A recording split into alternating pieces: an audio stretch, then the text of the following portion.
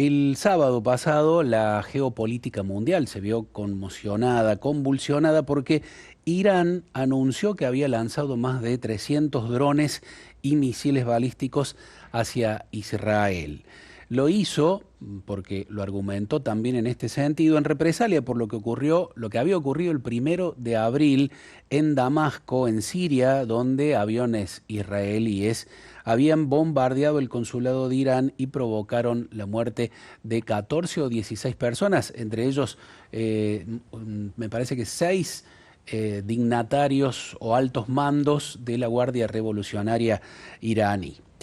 Los misiles y drones iraníes no provocaron víctimas fatales, afortunadamente, en Israel, porque fueron interceptados por el operativo, el mecanismo de defensa que tiene Israel y también con colaboración de Estados Unidos. Pero, claro, esta acción escaló la tensión bélica que hay en Medio Oriente y en todo el mundo, que está conmocionada por lo que implica el conflicto allí en Tierra Santa, sobre todo por el conflicto en Gaza entre israelíes y palestinos, por aquel ataque terrorista de Hamas perpetrado el 7 de octubre del año pasado con cerca de 1.400 víctimas israelíes.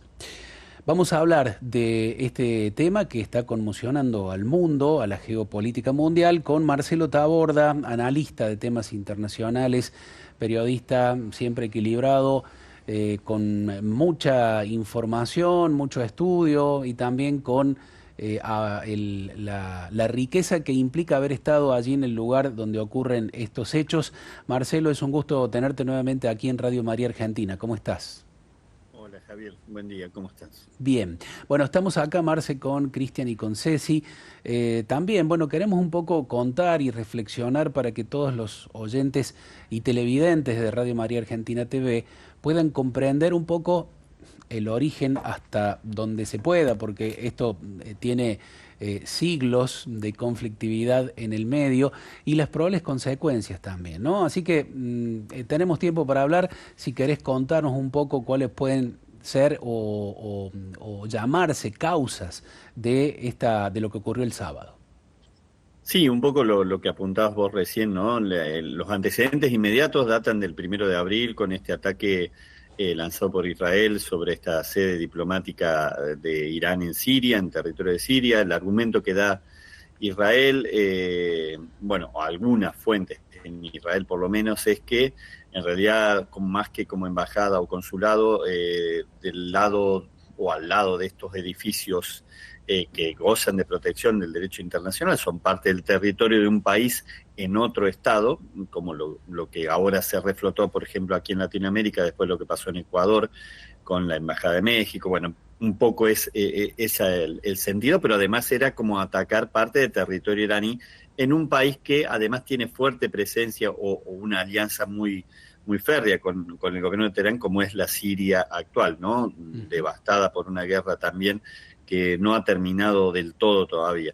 Bueno, se preveía que a partir de ese hecho que ocurrió el 1 de abril iba a haber una respuesta de parte de Irán. De hecho, horas antes, tanto en Estados Unidos, a partir de informaciones que divulgaba el propio gobierno de Joe Biden, como en Israel y otras capitales europeas, se advertía sobre un inminente ataque a llevar a cabo por parte de Irán sobre o en contra de Israel, que no se tenía a ciencia cierta idea de cómo se iba a producir, pero que era inminente que se iba a producir, y bueno, se terminó concretando este sábado. Entre las no sé si llamarle curiosidades, entre las particularidades de este conflicto es que en su momento, para argumentar a favor de este ataque en territorio de Siria, Israel alega que en ese lugar, más que una cuestión diplomática o una sede diplomática, funciona una suerte de búnker donde miembros de la Guardia Revolucionaria de Irán, en la parte férrea, fuerte de la revolución islámica que se impuso y que triunfó en 1979, están planificándose ataques o atentados contra intereses o contra el propio suelo israelí. Por el otro lado, entonces se argumenta de que esta acción había sido en legítima defensa. Por el otro lado, Irán, cuando anuncia que se han lanzado 300 drones cohetes contra el territorio de Israel, también alega que está haciendo ejercicio de su legítima defensa e invoca la Carta de Naciones Unidas para justificar ese ataque. Quiero decir con esto que las posiciones en algún caso convergen en esta suerte de justificación de la escalada, que después de lo que ocurrió el fin de semana hace temer ahora en una réplica de parte de Israel que ha sido por lo menos un pedido de Naciones Unidas y seguramente del G7 de que trate de medir el tenor de la respuesta que dé para no entrar en una escalada que pueda amenazar también con degenerar en un conflicto más amplio y sin visos de solución a escala regional, ¿no? Que es el temor presente por lo acontecido. Por lo demás, quedan muchísimas conjeturas que a esta hora se hacen sobre la intención real de Irán en efectuar este tipo de ataques. Para muchos se trató de esa demostración de fuerza contra Israel, para otros fue una suerte de globo de ensayo para probar el sistema de defensa de misiles con el cual hacías referencia vos recién, cuenta Israel, y en este caso tuvo el apoyo de Estados Unidos y del Reino Unido también, y de países dentro de la órbita del mundo árabe como Jordania, que tampoco vieron con buen grado que pasaran por su espacio aéreo estos cohetes que atravesaron el territorio de otros países, como Irak, como la propia Jordania o Siria, para tratar de hacer impacto en Israel. Más allá de esas conjeturas, vos también lo apuntabas recién, es una serie de contextos, como por ejemplo lo que ha acontecido desde hace 6 meses en la Franja de Gaza, posteriormente a lo que fue el terrible ataque terrorista de Hamas contra el sur de Israel el 7 de octubre del año pasado. En este momento particular de la situación de la represalia israelí en Gaza, había un concierto de voces que estaban pidiéndole moderación al gobierno de Benjamín Netanyahu, que también comenzaba a afrontar protestas callejeras, multitudinarias, como las que habían precedido también este ataque de Hamas del día 7 de octubre. Y por el lado iraní también hay descontento interno creciente desde hace un tiempo esta parte por lo que consideran políticas de represión del gobierno teocrático de los ayatolás contra vastos sectores de la población, concretamente contra las mujeres por el tema del velo islámico, el desafío que incluso le costó la vida a una joven iraní que originó una serie de protestas que luego fueron de alguna manera sojuzgadas o frenadas, pero que mantienen el nivel de discrepancia con un régimen férreo que se impuso en 1979.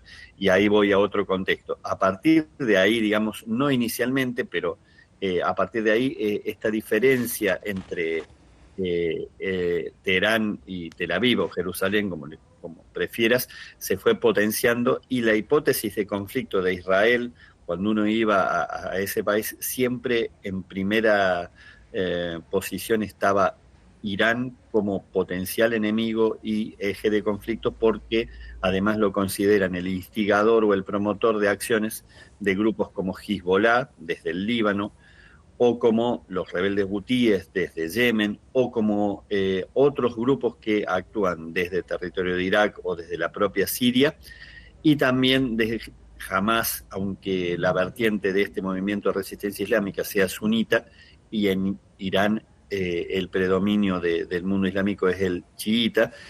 A pesar de ello, Israel considera que es el artífice de este movimiento y fue el promotor de la acción de octubre pasado. Marcelo, ¿cómo te va? Buen día. Cristian te saluda.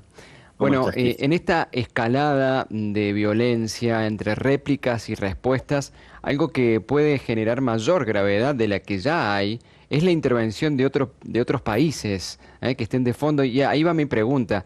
Si hay otros países que están de fondo allí, ¿cuáles para cada lado? Y ¿dónde podría derivar todo esto si continúa? Porque uno va viendo que lo hemos ido descubriendo también a lo largo de los análisis de los otros conflictos.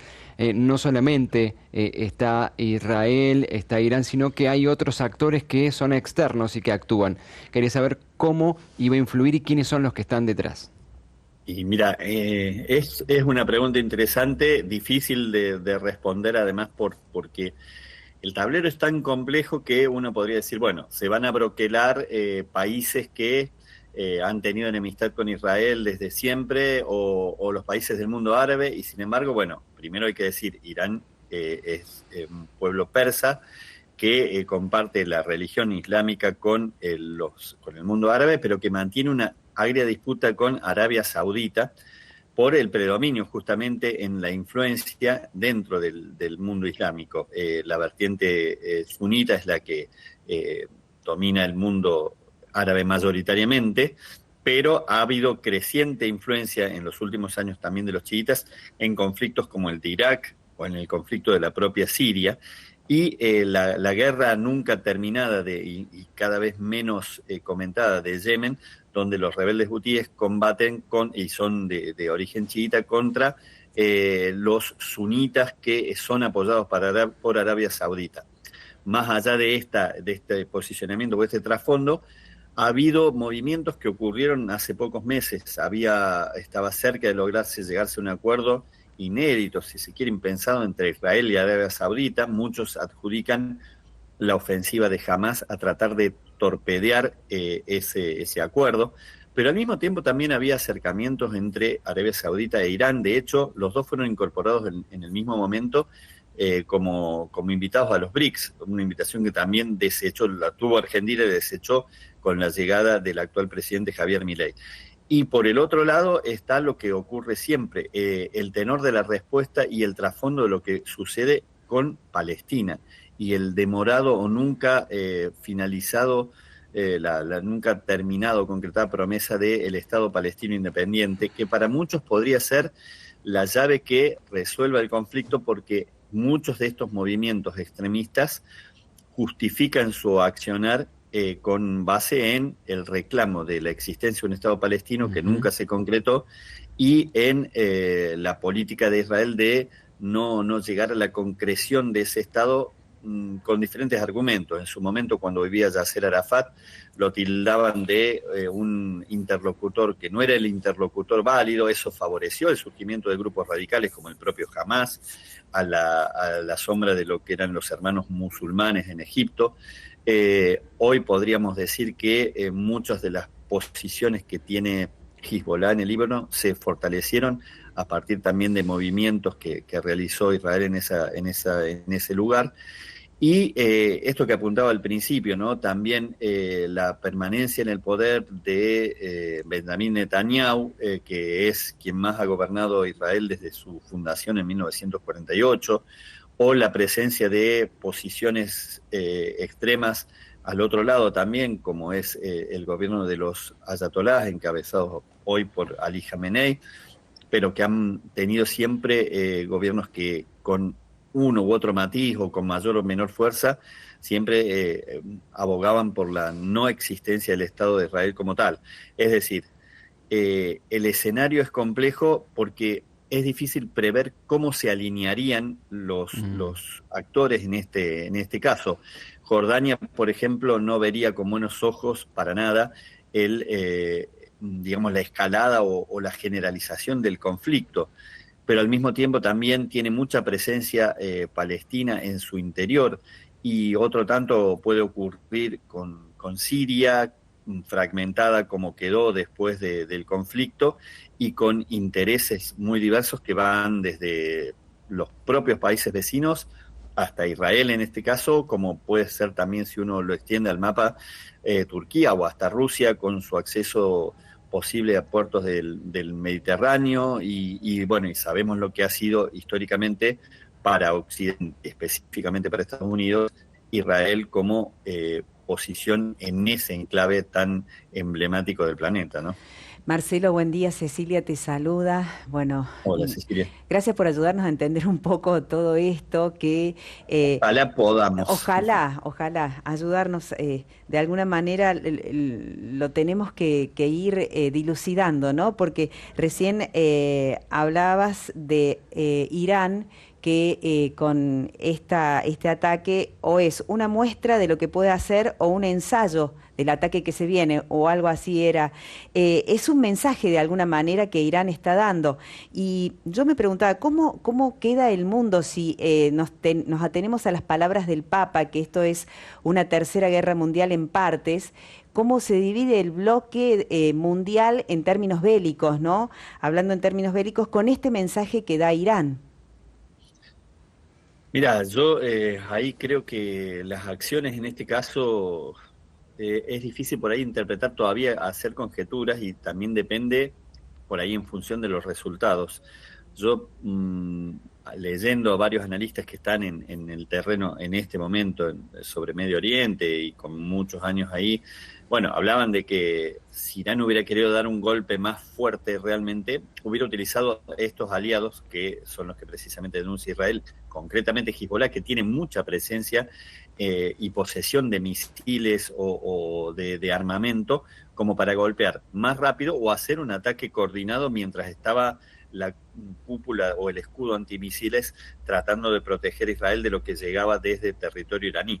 Y lo tiene mucho más cerca porque lo tiene a tiro de piedra. Las distancias ahí son, lo hemos charlado alguna vez, son muy pequeñas y la capacidad de responder a lo mejor no es tan alta como cuando se esperaba y se utilizaron misiles que no eran los hipersónicos o los supersónicos que también están en poder de Teherán, como que hubiera querido ser una especie de respuesta más simbólica en principio que otra que podría haber sido mucho más letal o grave, lo cual no le resta para nada importancia gravedad al hecho, porque la escalada sí se produce una respuesta israelí, como muchos además están reclamando dentro del propio gobierno, si se quiere, de extrema derecha que acompaña a Benjamín Netanyahu.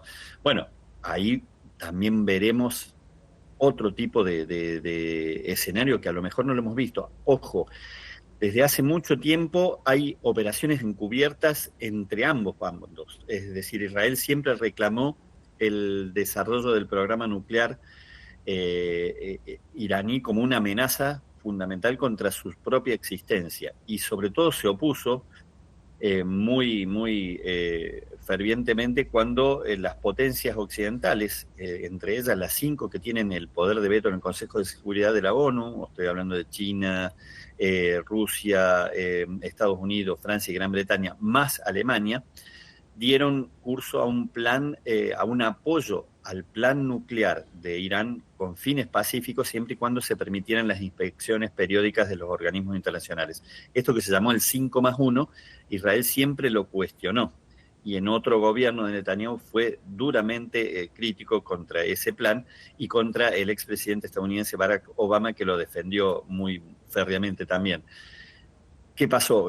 Cuando esto se dejó sin efecto durante el mandato de Donald Trump, también se perdió el control o la poca posibilidad de control que había sobre ese programa, y también ahí se produjeron una serie de hechos. Periódicamente algún científico, ingeniero nuclear o experto en la materia tenía un, entre comillas, curioso accidente que terminaba con su vida, y ahí estaba la mano de Israel en operaciones encubiertas, como también Israel denuncia operaciones lanzadas a través de estos que les llaman proxies o los grupos afines, tanto de Hezbollah como los hutíes, por ejemplo, o en alguna otra parte del mundo. Bueno, nosotros en Argentina hemos también visto que este conflicto no se queda solamente en la región, sino que puede expandirse a través de ataques o atentados como los que sufrió el país en 1992 en la Embajada de Israel y en 1994 en la sede de la AMIA, ¿no? Precisamente de eso tenía una pregunta nuestra compañera aquí, Ceci, lo estábamos hablando fuera del aire, las implicancias, ¿no?, que puede tener para la Argentina. Dos cosas. Primero, este antecedente que recién nos mencionaba Cecilia, lo que la justicia dijo hace muy poquitos días atrás, la culpabilidad o responsabilidad de Irán sobre estos ataques a la embajada y a la AMIA. Y por otro lado, para traerlo a la actualidad, ¿qué puede implicar para nuestro país que el gobierno tome parte, en este caso, por Israel, como lo está haciendo el actual gobierno?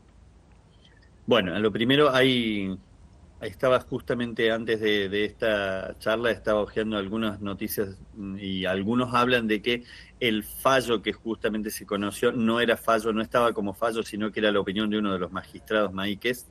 De todas maneras habrá que ver cómo se resuelve esta cuestión. Yo creo que es una cuestión compleja. En algún momento hablé sobre esa cuestión con el ex fiscal que enjuició a las juntas, Luis Moreno Campo, sobre algunas cuestiones. Es tan compleja la investigación, por ejemplo, sobre el tema del caso AMIA específicamente, que la verdad es que hay tantas aristas que no me animo a hacer una conjetura en eso. Sí, lo que sí podemos decir es que el posicionamiento del actual presidente, que lo ha ratificado en más de una ocasión, por ahí me parece, lo digo como opinión absolutamente personal, me parece que tiene buena parte de sobreactuación, que no sé si tiene alguna finalidad específica o responde realmente a las convicciones. Lo mismo me pasó con el viaje del presidente a Tierra del Fuego para entrevistarse con la jefa del Comando Sur, Laura Richardson, hace unos días,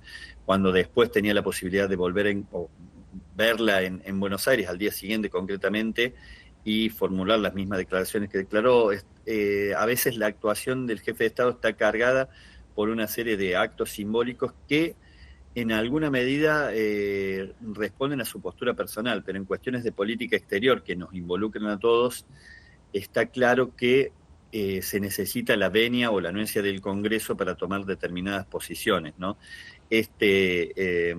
Posicionamiento recuerda un poco a lo que pasó también con el país en los años 90, con aquellas relaciones que se llamaban relaciones carnales o carnalísimas, al decir del entonces canciller Guido Di Tella, pero de alguna manera también eso puede tener sus consecuencias en política exterior, que históricamente fueron de una política diferente, la esgrimida por el gobierno argentino, de neutralidad, y yo creo que en ese sentido también uno lo ve en las redes, muchos denuncian, no se puede hacer, la neutralidad es cobardía, y me parece que hay una confusión total con esos posicionamientos. Una cosa es ser neutral, la cobardía pasa por otra circunstancia, y el involucramiento de un país entero en base a las propias convicciones personales está más allá de los resortes y facultades que puede tener un jefe de Estado, porque para eso también la Constitución fija una serie de pautas sobre quiénes o cómo se debe decidir una política exterior y en base a qué se deben tomar decisiones o hacer anuncios que después pueden comprometer no solamente el presente de una nación, sino también los años subsiguientes, ¿no? Sí, leíamos también hoy que Luis Caputo, el ministro de Economía, está viajando para reunirse con autoridades del Fondo Monetario Internacional para ver si consigue una renegociación allí de bueno, los acuerdos que hay, para ver si tiene más dólares para poder levantar el cepo. Pero fíjate que también, digo esto como información para analizar esta circunstancia, porque uno dice, claro, si necesita fondos del Fondo Monetario Internacional, el principal accionista ahí es Estados Unidos, y tenemos que estar bien con Estados Unidos para que nos den esa plata, digo, para decirlo bien en criollo y para que se entienda. Pero a la par de eso, leíamos que Caputo también está trabajando con autoridades de Arabia Saudita para llevar adelante, si es que se da, un crédito para la Argentina, con el mismo objetivo del crédito o el dinero que se busca en el Fondo Monetario. Digo, allí podría generarse un ruido, ¿no?, respecto del posicionamiento argentino en el conflicto global o en la situación geopolítica mundial. Sí, y bueno, es lo que decía Javier, la complejidad a veces es tan grande que depende de los momentos políticos. No nos olvidemos, y no lo hemos mencionado todavía, que este año, en el mes de noviembre, o sea, acá a la vuelta de la esquina, tenemos elecciones en el principal país o uno de los dos principales países en la geopolítica global, que es Estados Unidos, donde algunas encuestas, casi diría la mayoría, favorecen al hoy opositor Donald Trump, que además atraviesa una serie de litigios judiciales que podrían poner de alguna manera obstáculos a su candidatura, y en el medio de eso hay la influencia de los lobbies en las elecciones norteamericanas y en la previa de las elecciones norteamericanas es fundamental, y el lobby judío-americano es muy importante también, con lo cual tanto Joe Biden como sus potenciales rivales, o sea, están muy atentos a los pasos que puedan dar para saber también con qué apoyo pueden llegar a contar y con qué influencia se va a manejar ese lobby para después tal vez ser decisivo en la contienda del primer martes de noviembre, ¿no? Claro, hay situaciones que son contrafácticas, pero se pregunta también qué podría haber sucedido si esto que ocurrió el sábado ocurría con Donald Trump en la presidencia de Estados Unidos, si la respuesta hubiera sido la misma que tenemos ahora, esta convocatoria a la paz o a no escalar tensiones que hubo de parte del gobierno de Estados Unidos. Termino con una pregunta, Marce, vinculada con lo que volvió a poner en el centro de su mensaje el Papa Francisco, que pidió, por supuesto, que se rece, que las personas de fe recen por la paz allí en Medio Oriente y en todo el mundo, pero dijo el tema de los dos estados. ¿Te parece que eso se aleja cada vez más la posibilidad de que efectivamente se avance a que en los territorios allí que conocemos todos como Tierra Santa haya efectivamente un Estado palestino y un Estado israelí como el que está actualmente?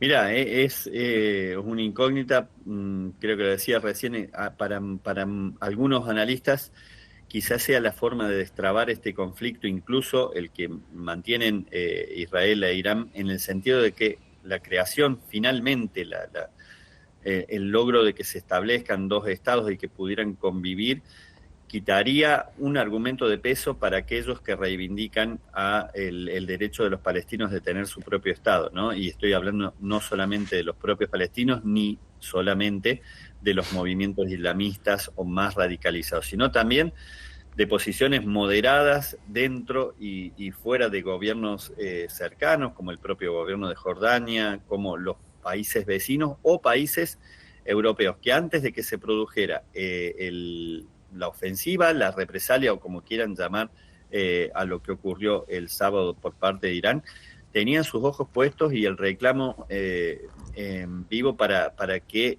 Israel empezara a cesar esa contraofensiva que desplegó en la Franja de Gaza y que dejó tantos civiles como víctimas y que aún hoy están padeciendo esa situación. Es decir, este conflicto tampoco hace olvidar que la situación en Gaza es de extrema gravedad, que también amenazó y por ahí se extendió a lugares de Cisjordania. Afortunadamente el ataque del fin de semana o el incidente del fin de semana no dejó víctimas, salvo una mujer beduina herida, pero potenciar esto a mayor escala y llevarlo a una guerra regional, bueno, nadie puede predecir cuáles son las consecuencias, ¿no? Como siempre decimos, las guerras se sabe cuándo empiezan, pero nunca cuándo ni cómo terminan, y los detonantes a veces son los más impensados, es decir, cuando parece que la situación está resuelta, algo aflora y genera un nuevo conflicto, y al revés, cuando parece que no hay una salida viable y que la guerra total es irreversible, aparece una solución para tratar de evitar. Ojalá esta segunda posibilidad sea la que frene, digamos, la escalada y termine resolviendo un conflicto cuando pareciera que todo indica lo contrario, ¿no? Ojalá, Marce, como bien dijiste, este término que es un derivado del Dios quiera, se dé así, ¿no? Te agradecemos por la claridad de siempre, la contundencia de la información, las fuentes. Gracias, Marce, un verdadero gusto, como siempre. No, el gusto es mío, un abrazo para ustedes. Gracias, Marcelo. Marcelo Taborda, periodista, analista de estos temas, que conoce mucho al pie, ha estudiado mucho Marcelo durante muchos años, lo ha seguido, así que es una garantía de esto, ¿no? De información y de independencia también allí, de equilibrio. Equilibrio que le hace falta al mundo. Justamente lo saludan y agradecen. Excelente análisis y claro, muchas gracias por aquí mensajes que nos llegan. Y una cosita más, Javi, Sí, preguntan para que vos puedas explicar, porque por ahí algunos términos no son comprensibles y bueno, se manejan muy tranquilamente en el léxico. ¿Qué es un lobby que menciona el entrevistado? Lo Claro. dijo varias veces. El lobby es una presión que generalmente realizan o ejercen sectores particulares para con los estados, los gobiernos. Es decir, Marcelo se refirió puntualmente en este caso al lobby de sectores vinculados con el judaísmo sobre el gobierno de Estados Unidos. Es muy fuerte la presión que se ejerce allí, es importante también la presencia de poder vinculado con empresas multinacionales, intereses grandes, claro, lógicamente, que no solo se dan en Estados Unidos, aquí también y en todo el mundo lo ejercen empresas que necesitan que los gobiernos hagan tal o cual cosa para que les vaya mejor a ellos.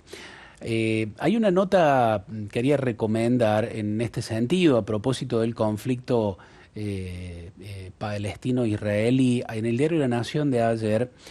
Una nota de opinión muy interesante, escribe Terraño, este hombre que es experto en relaciones internacionales, muy interesante porque se mete en el discurso bíblico casi de Netanyahu, el líder de Israel y el líder de lo que es esta respuesta o esta represalia a aquel atentado terrorista, incursión terrorista del 7 de octubre del año pasado, que dejó, recordemos, cerca de 1.300, 1.400 personas judías muertas, asesinadas, algo terrible, deleznable, inhumano por donde se lo mire. Pero claro, la represalia que ha avanzado sobre la Franja de Gaza ha dejado ya más de 30.000 personas muertas, 13.000 de las cuales niños y niñas, absolutamente inocentes, ¿no? Adolfo Terraño, en este análisis publicado ayer en el diario La Nación, habla de la argumentación bíblica, casi teológica, que utilizan, que están utilizando algunos líderes para justificar esto que está ocurriendo allí. Sí, Ceci, perdón. No, quería decir que como nosotros mirando todo esto, porque somos observadores de toda esta realidad, nos inspira a rezar, ¿no? Rezar, que creo que también es el pedido del Papa en todo momento, porque podemos quizás de alguna manera mover las energías para que cambie, digamos, la forma de proceder, ¿no? De todos estos grandes decididores de la suerte y del rumbo del mundo, ¿no? Sí, fíjate, y a propósito de eso a mí me gustaría terminar, y por esto le voy a pedir a Alejandro que si puede allí poner el mismo video que pusimos con el audio, por supuesto, con las palabras del Santo Padre de ayer, una vez que conoció esta circunstancia. Hace un ratito lo pusimos al aire porque tiene que ver con los títulos más importantes de la jornada, pero me parece que escuchar ahora, después de todo lo que hemos conversado, todo lo que dijo Marcelo Taborda aquí sobre este conflicto, es necesario mirarlo a través de los ojos de el magisterio, verdadero magisterio que lleva adelante el Santo Padre, en este sentido un magisterio de paz, de cordialidad, de respeto fraterno. Parece utópico hoy hablar de estas cosas en estos términos, pero es un llamado permanente, ¿no? Les propongo terminar con esto. Yo me despido esta mañana. Hoy no sale nuestro compañero Néstor Punguta porque tenía que hacer algunas gestiones allí en Roma. Mañana va a estar seguramente con nosotros. Nos reencontramos, Javier, mañana. Gracias, con vos. Javier. Hasta mañana. Hasta mañana.